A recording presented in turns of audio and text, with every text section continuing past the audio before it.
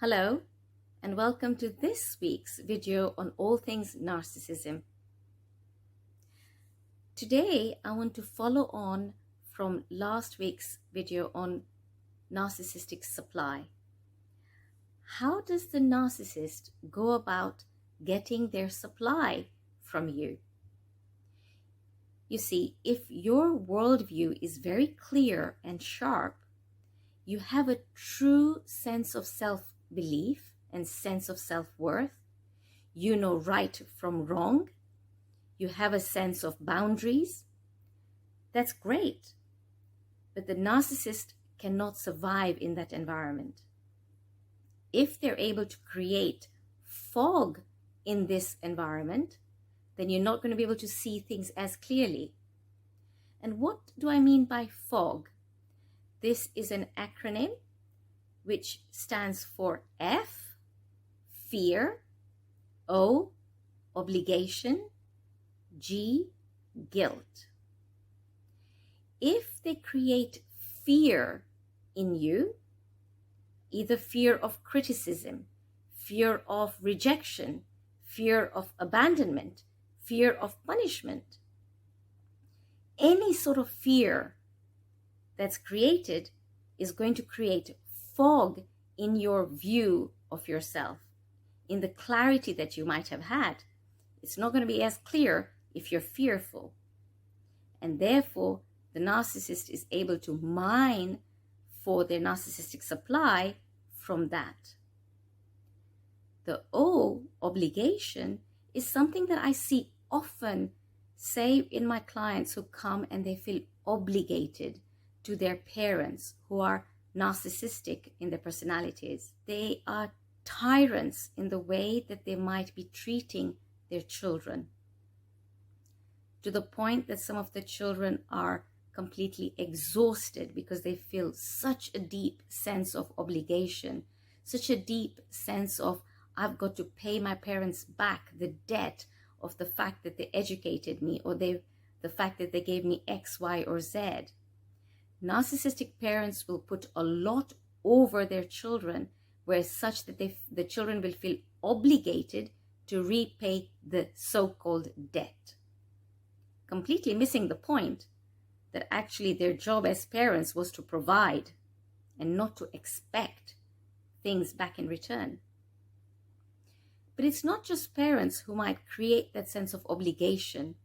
You may find that partners, wives, husbands, may feel a deep sense of obligation to their partners, such that this is the partner that I have to be. So they feel duty bound to therefore stick around.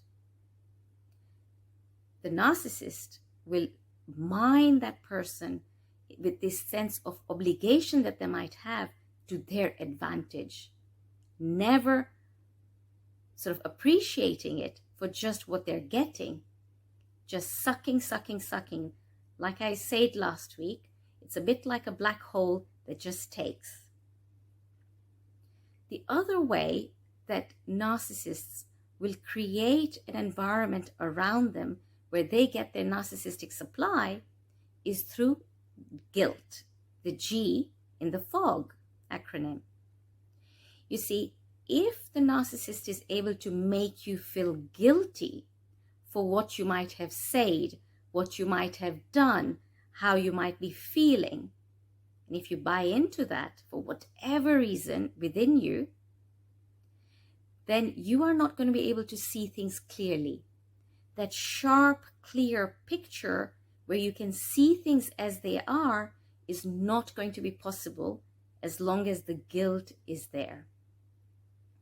And what the narcissist does with this guilt is that they mine you for it. They keep taking you for it.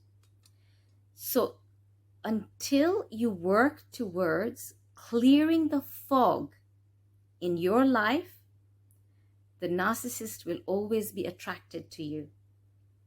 Once the fog clears, it's almost like a vampire cannot exist in the daylight, in the bright sunlight. And neither can a narcissist exist when you can see things sharply and clearly.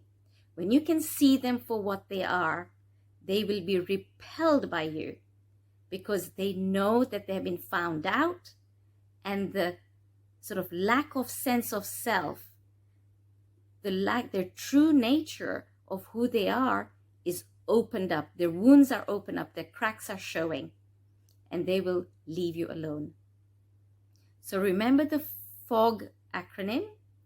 Every time you're aware of either fear, obligation, or guilt coming up within you that is not functional, that is not serving a good purpose in telling you how you want to be leading your life, so in this respect, displaced guilt, displaced obligation, fear that is not helpful, then that F.O.G is something that the narcissist will use to mine you for narcissistic supply.